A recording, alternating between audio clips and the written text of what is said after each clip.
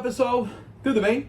Bom, seja bem-vindo à minha playlist que trata de direito, economia e empreendimento. O objetivo aqui é a gente falar de assuntos que envolvam o direito no nosso cotidiano, no dia a dia. E nesse vídeo nós vamos tratar da importância da reforma tributária para o ambiente de negócios no Brasil. Fala-se que o Brasil é um carnaval tributário e vou mostrar para vocês que efetivamente há alguns elementos que precisam ser revistos na nossa economia para que haja um desenvolvimento e um crescimento do país. Gente, vocês sabiam que a revista Doing Business ela fez uma análise em 2019 com 190 países. 190 países. E o Brasil ficou na posição 109 com relação ao ambiente de negócios. O ambiente de negócios brasileiro ele é relativamente truncado. Isso fez com que a gente ficasse na posição 109 em 190 países analisados. Para você ter uma noção, no resultado da análise feita por essa revista, foram 92 tributos encontrados no país. No Brasil tem 92 tributos. Além de 92 tributos, nós temos mais de 100 obrigações acessórias diferentes que devem ser cumpridas pelas empresas. São mais de 100 obrigações acessórias. Gabriel, mas o que é uma obrigação acessória? É uma declaração que tem que ser entregue, uma obrigação de não fazer, um livro que tem que ser guardado. Isso tudo tem custo, óbvio, né? Vocês sabiam que na Argentina, nosso irmão aqui do lado, na América do Sul, um país em crise econômica profunda há anos, gasta-se 311 horas para preencher obrigações acessórias, para pagar tributos. Em suma, gasta-se 311 horas e meia para pagar tributos de acordo com estudos feitos pelo Banco Mundial. Sabe quantas horas são gastas no Brasil?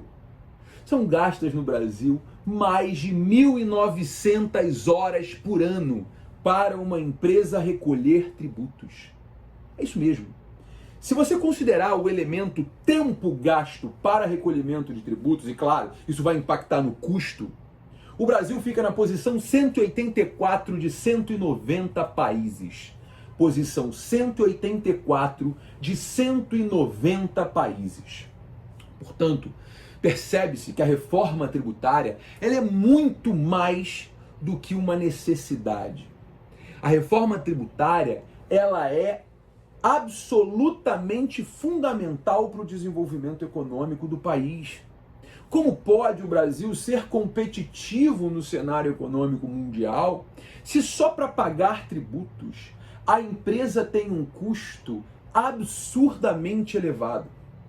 A necessidade da reforma tributária se apresenta de forma cada vez mais clara no país. Porque se a gente quer ser um país de primeiro mundo, é fundamental que o ambiente de negócios seja fomentado, que o sistema seja simplificado e que pagar tributos não seja caro. Porque além do tributo, a empresa precisa investir alguns milhões de reais só para efetuar o pagamento desses tributos. Gente, imagina, como que a gente vai competir com um país como o Japão, por exemplo, onde se gasta aproximadamente 130 horas anuais para pagar tributos? 130 horas anuais. O ambiente de negócios brasileiro, ele é extremamente complexo e é muito difícil gerar competitividade com os países de primeiro mundo. E é por isso que a reforma tributária é discutida desde a década de 80.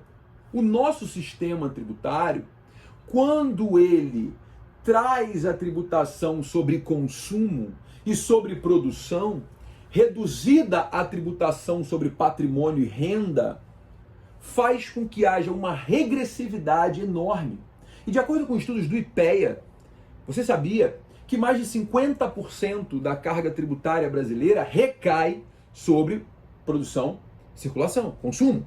Isso faz com que a grande massa pagadora de tributos no Brasil seja a classe média baixa. Por que isso? Porque é a grande classe consumidora do país. Ah, Gabriel, você está dizendo que rico não consome? Não foi isso que eu disse.